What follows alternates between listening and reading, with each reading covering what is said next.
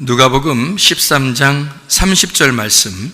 보라, 나중된 자로서 먼저 될 자도 있고 먼저 된 자로서 나중 될 자도 있느니라 하시더라. 이게 두 개가 분리가 된 것이 아니고 먼저가 나중, 나중이 먼저, 이렇게 해서 두 개가 같다는 얘기예요. 그러니까 먼저가 나중이고 나중이 먼저라는 얘기죠. 그러니까 예를 들어서 입학은 졸업이고 졸업은 입학이라는 얘기입니다. 이렇게 먼저가 나중이고 나중이 먼저, 머리가 꼬리고 꼬리가 머리다, 이렇게 보면 되겠습니다. 사람들이 이제 입학한다 그러면 졸업을 생각하게 되고 졸업한다 그러면 입학을 다시 생각하게 되죠. 그래서 우리가 인간적인 또는 세상적인 육체적인 그런 삶의 졸업을 하게 된다면 영적인 삶의 시작을 우리가 다시 가져와야 된다는 그런 이야기를 우리가 같이 나눠본 적이 있습니다. 여기 말을 같이 오늘 말씀을 같이 나누면서 오늘은 참 특별한 날이고 또 이렇게 말씀을 그렇게 나누게 된 그런 날인데요. 오늘 우리 학생 큰아빠가 여기 왔었어요. 아침 예배 때 와가지고 목사님 이 예배 드리는 게, 감사 예배 드리는 게 이건 뭐 감동이에요. 감격입니다. 이런 거 처음 봤어요. 이런 얘기를 해요. 우리 자주 하잖아요, 이거. 아니, 처음 봤어요. 이런 게, 이해가 안 될 정도로 이게 이런 게 있나 하고, 그래서 너무 감동적이라 자기가, 진짜 장로님이시거든요. 다른 교회 장로님이신데, 근데 이걸 보면서 자기는 뭐 정말 놀랬다 그러더라고요. 그렇게 얘기하면서, 참, 말씀도 그렇고, 또 이게 순서도 그렇고, 모든 게 너무너무 감격스럽다 얘기를 하더라고요.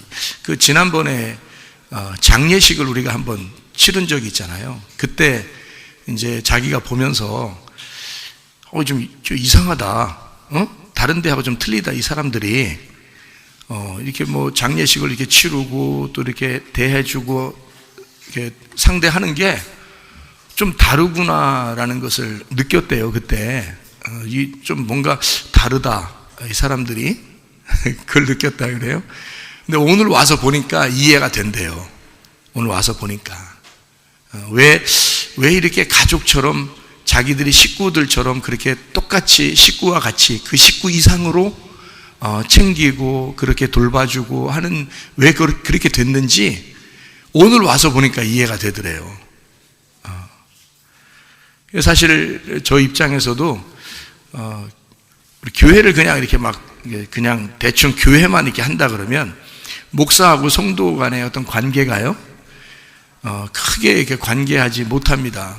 교회들에서도요. 자기가 필요해서 교회 다니는 거고, 또 목사는 성도들이 필요에 의해서 목사를 세우고, 또 목사는 또 설교하면 자기의 소임을 다 하는 것이고, 그래서 그런 관계가 되다 보니까 교회들이 어떤 가족이다, 식구다, 어떤 이런 개념이 많지 않잖아요.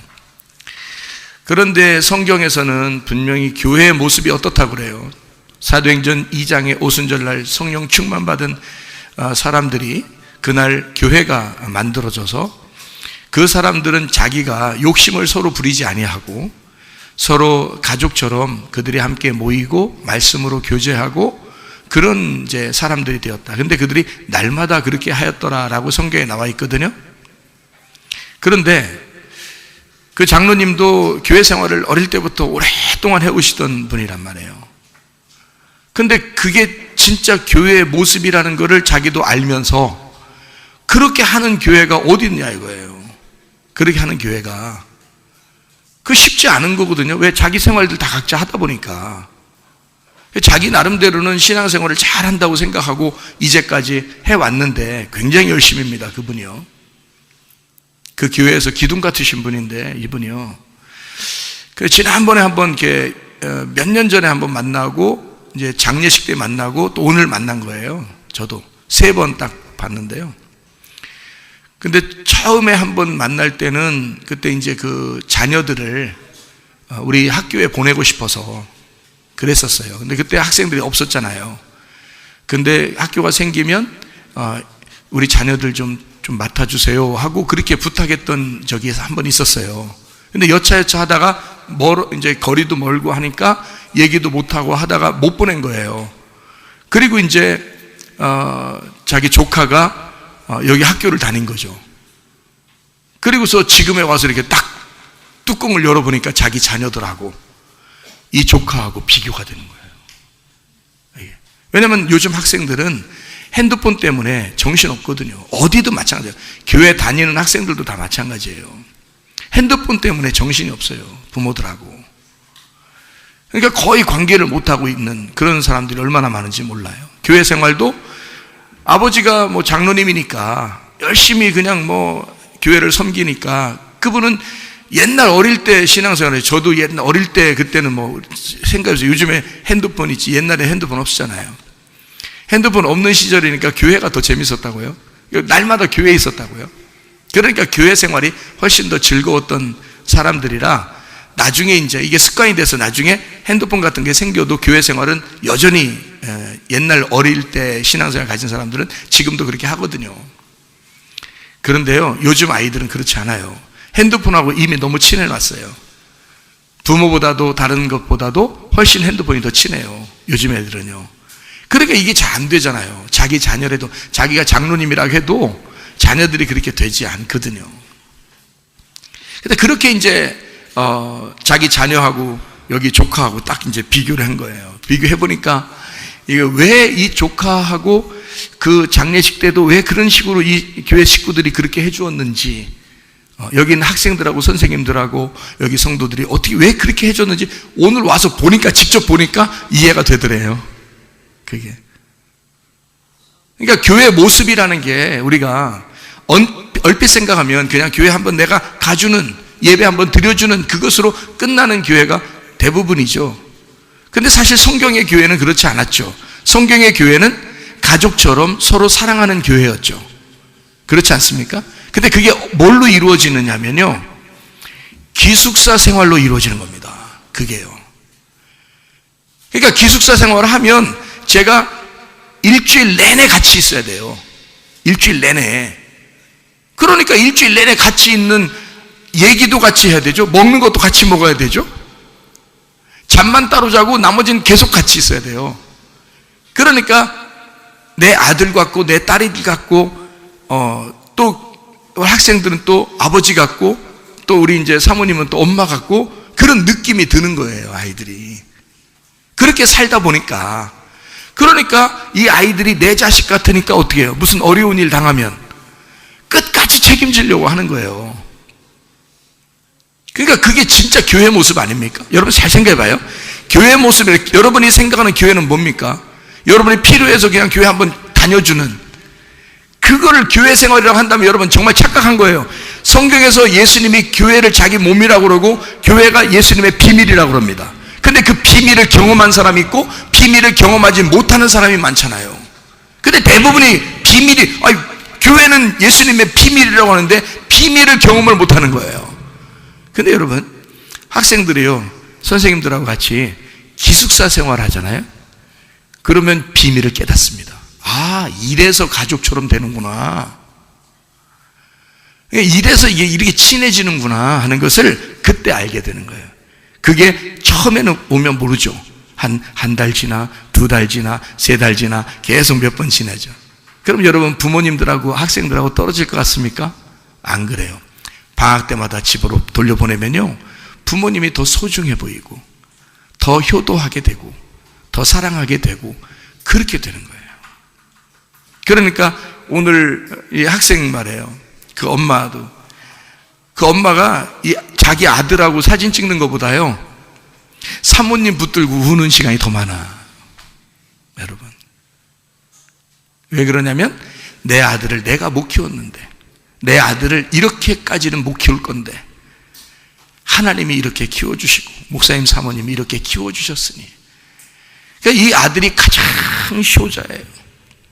자기한테도 가장 효자고, 이 아빠한테도 가장 효자였고, 가장 착하고. 그러니까 여기 있는 아이들이 부모에게 가장 효도하는 거예요. 희한하죠, 그게? 시간은 많이 같이 못 지냈는데, 나중에 보면 효자, 효녀가 되어 있는 거예요. 그 부모님들한테 물어보세요. 여기 목사님 딸들도 우리 학교에 있거든요. 목사님 딸들도, 목사님 아들도 있고. 그때 그 목사님들 만나면, 아유, 자기가 목사지만 못 키운다는 거, 자기 자녀들을. 여기에서 키우는데 얼마나 아름다운 아이로 자라나는지, 집에 오면은 이 아이가 최고라는 거야. 이 아이가 최고라는 거야. 예? 이게 정말입니다. 그러니까 이게 뭘로 이루어진 거냐면요, 하루아침에 이루어진 게 아니라고 자꾸 제가 얘기하잖아요. 왜 그러냐면 계속 며칠, 그러니까 계속해서 같이 있는 시간들, 그게 이제 만들어낸 거예요. 이게 기숙사 생활이에요, 그게. 그래서 기숙사 생활하는 사람들은 대학교 다니든 고등학교나 중학교 우리 오든 간에 말이죠, 기숙사 생활하는 아이들은 식구가 됩니다. 그냥 식구처럼 돼요. 그래서 대학교 다니면 여기에 하루 종일 있을 수 없잖아요. 학교 다니니까. 학교 갔다가 기숙사로 와요. 교회로 오고요. 그럼 같이 밥 먹고 같이 잠자고 아이들, 그러죠. 그러면 또 같이 식구들 돼요.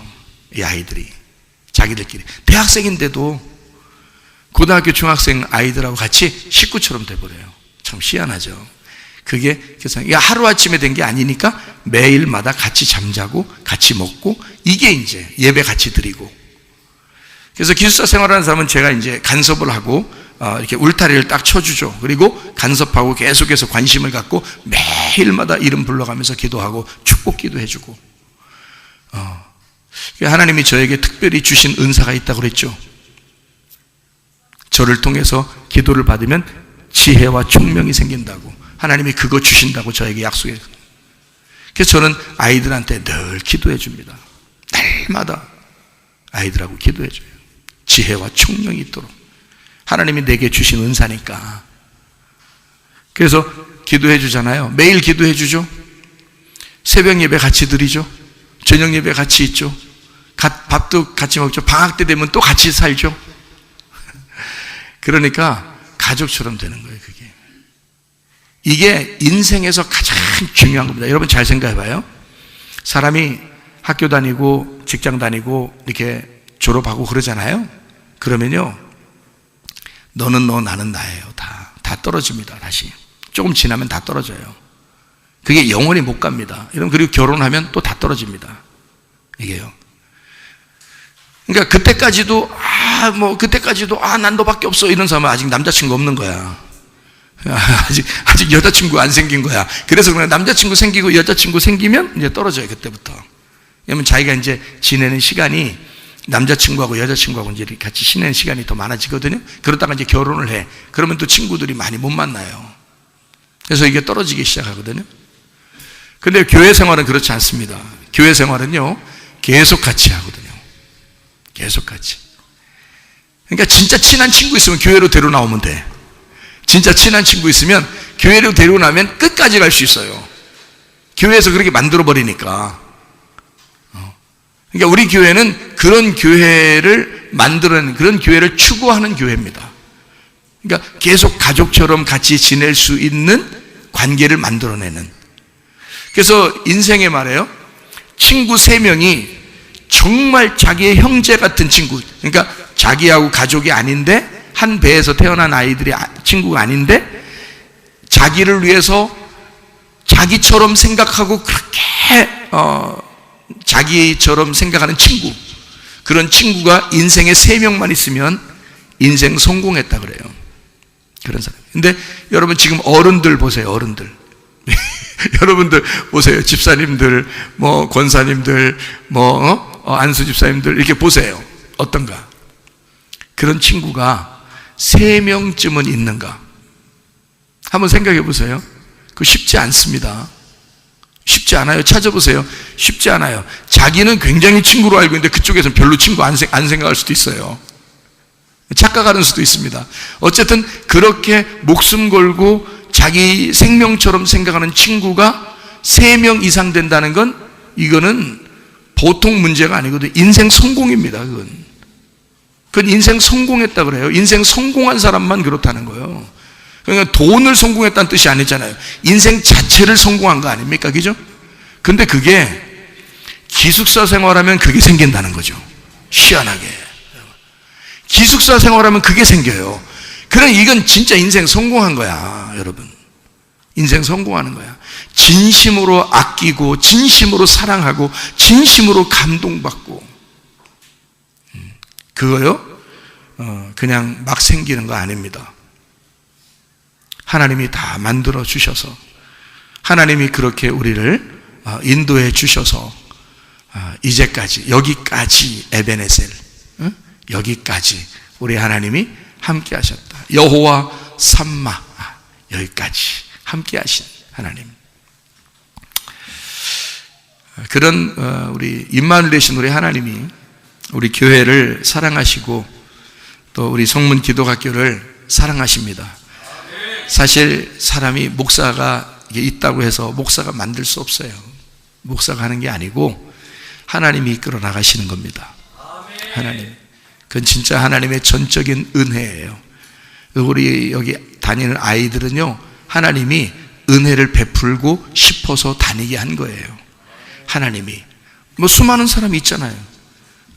근데 그냥 다른 데도 이렇게 보면요, 진짜 주님에게 매달려서 우리 아이들이, 학생들이요, 진짜 주님께 매달려서 나 주님과 관계를 다른 사람 간섭하는 거 없이 자기 혼자 스스로 나 정말 주를 위해서, 말씀을 위해서, 교회를 위해서 내가 한평생 이렇게 살아야 되겠다라고 생각하는 그 자발적으로 그것이 생겨나는 학생들이 몇 명 되겠어요, 여러분?